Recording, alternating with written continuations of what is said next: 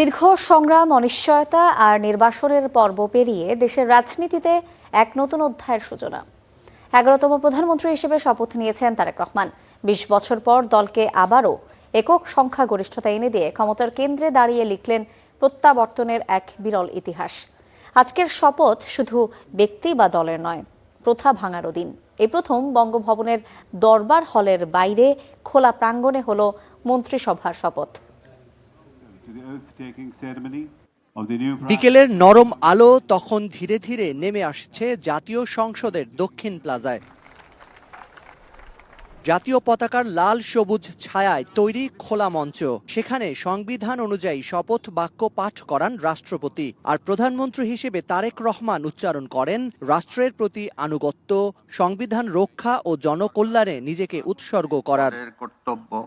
সরকারের প্রধানমন্ত্রী পদের কর্তব্য বিশ্বস্ততার সহিত পালন করিব। বিশ্বস্তার সহিত পালন করিব। এরপর করতালি, জাতীয় সঙ্গীতের সুর, হাজারো মানুষের চোখের স্বপ্নের মিশেলে এক আবেগময় মুহূর্ত। যেন ক্ষমতার প্রাসাদে সীমাবদ্ধ নয়, জনগণের মাঝেই তার আসল ভিত্তি।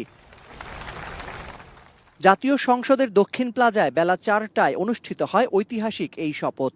রচিত হয় বাংলাদেশের নতুন প্রশাসনিক মানচিত্র। প্রধানমন্ত্রীর পর শপথ নেন নতুন মন্ত্রিপরিষদের সদস্যরাও। মন্ত্রী পদের কর্তব্য।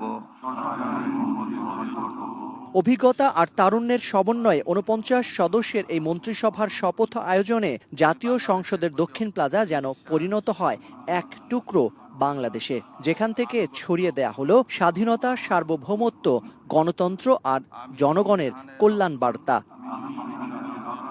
এই শপথ শুধু সাংবিধানিক আনুষ্ঠানিকতা নয়, বরং এক নতুন পুনর্জন্ম।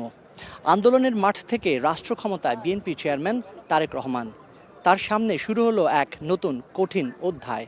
কারণ ইতিহাস লেখা যত সহজ, তার দায়িত্ব পালন করা কিংবা তার মর্যাদা রক্ষা তার চেয়ে আরও অনেক বেশি কঠিন। নতুন সরকার, নতুন প্রত্যাশা, নতুন বাংলাদেশ। সবার চোখ এখন তাকিয়ে আছে একদিকে, কত দ্রুত বাস্তবে রূপ নেবে তাদের দেয়া প্রতিশ্রুতিগুলো। Zakaria Ahmed, star news, Dhaka.